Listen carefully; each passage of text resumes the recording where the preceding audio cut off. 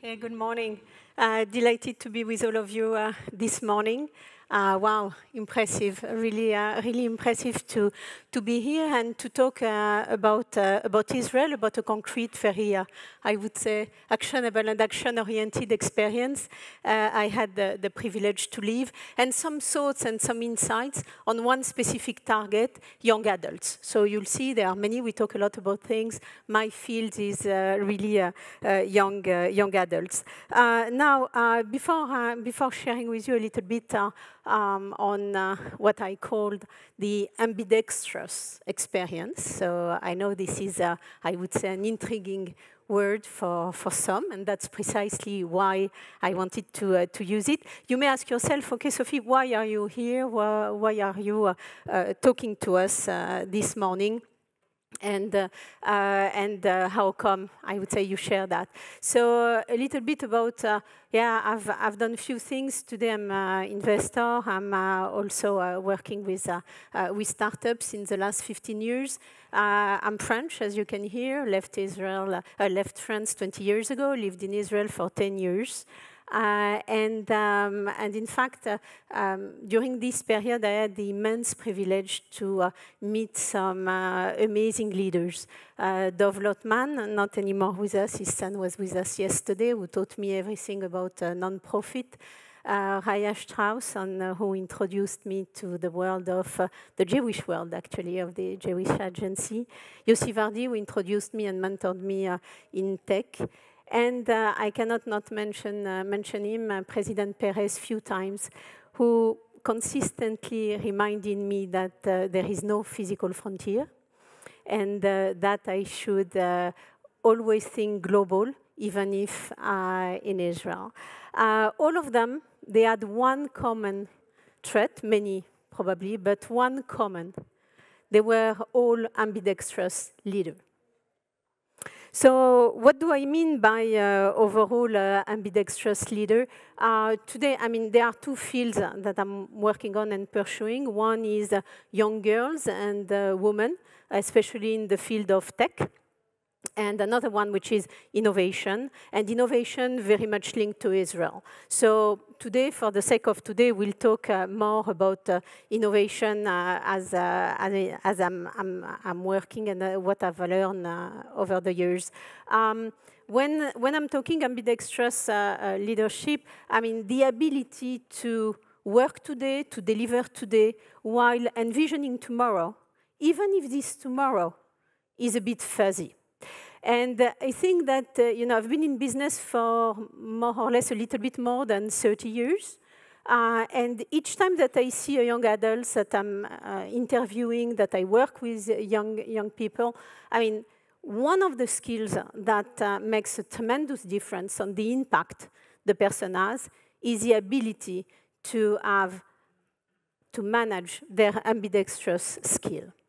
And I think that's one of the most fascinating elements that I have learned in Israel. And by far, the one that I would like to share with you. So I'm going to share a very small example, because I think that's, I would say, interesting to illustrate. When I came to Israel, in fact, I came on behalf of a very big corp.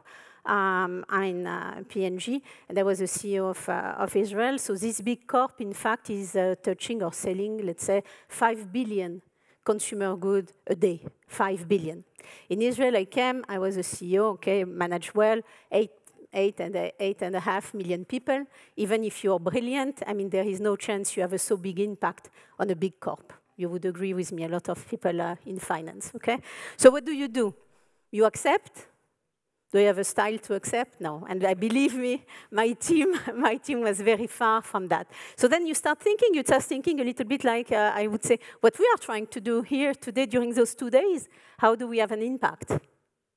How do we bring the conversation around what we know, what we are good at, where we can make a difference for the world, for a world of a company that is indeed touching 5 billion consumers a day. And then innovation comes in. So I mean, as a concrete, I would say, example, we created what we called Israel House of Innovation 15 years ago. So the first ever consumer good open ecosystem, so like incubator for global corp and startup to be able to work together. Why we needed this? Because when you say to a startup, this is a great idea, the startup thinks, wow, I'm exiting tomorrow. When the big corp is saying it's a great idea, let me think about it, we'll be back to you in 3 to 6 months.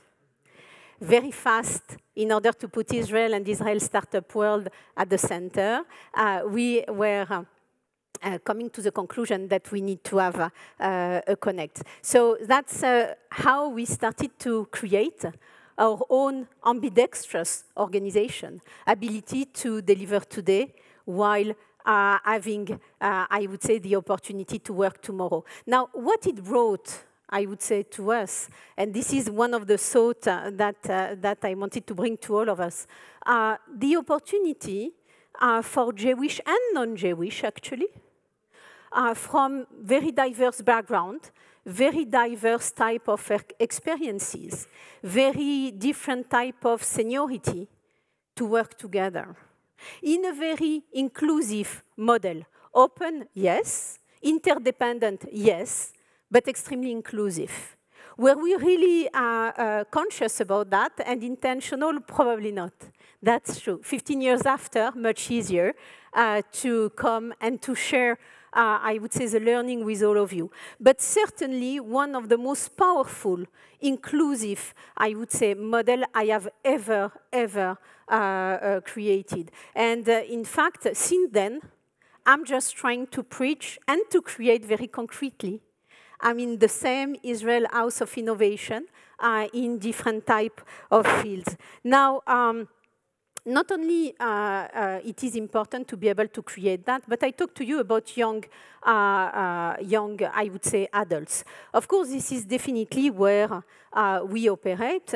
So in a world where you have startup, you have, a disproportionate presence of young adults.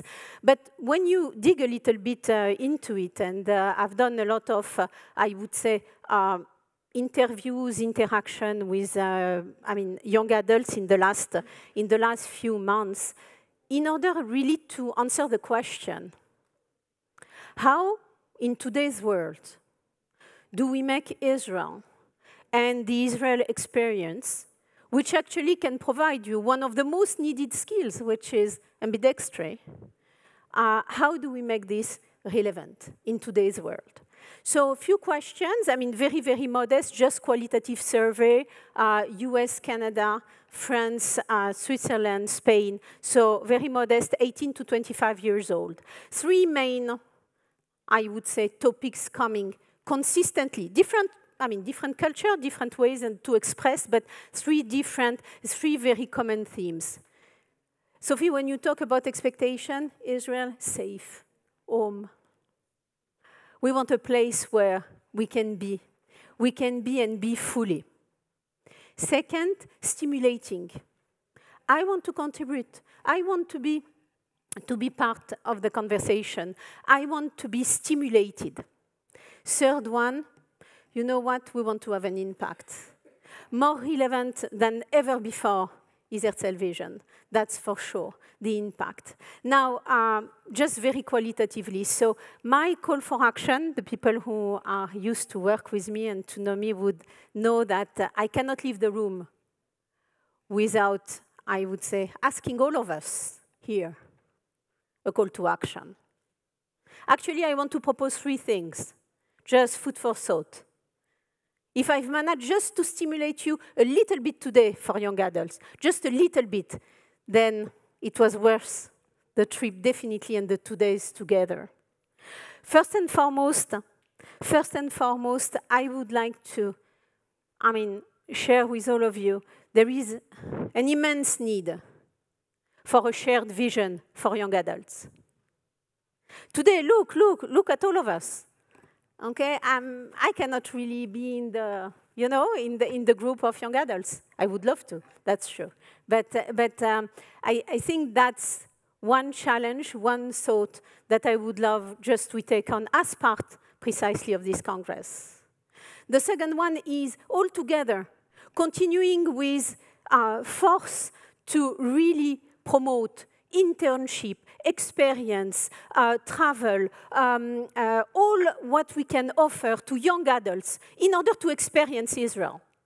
That's definitely all together. Yes, they're fantastic programs, Birthright, Massa, fabulous, fabulous. Intentionally, all of us from all over the world, we have to promote this experience. We have to offer an easiness. We have to ease the come of Jewish or non-Jewish in order to experience Israel. And last and not least, the third one is I really urge us to bring the young adults to the table for the conversation. They want to contribute. They are very conscious. We have to have them with us. Thank you very much.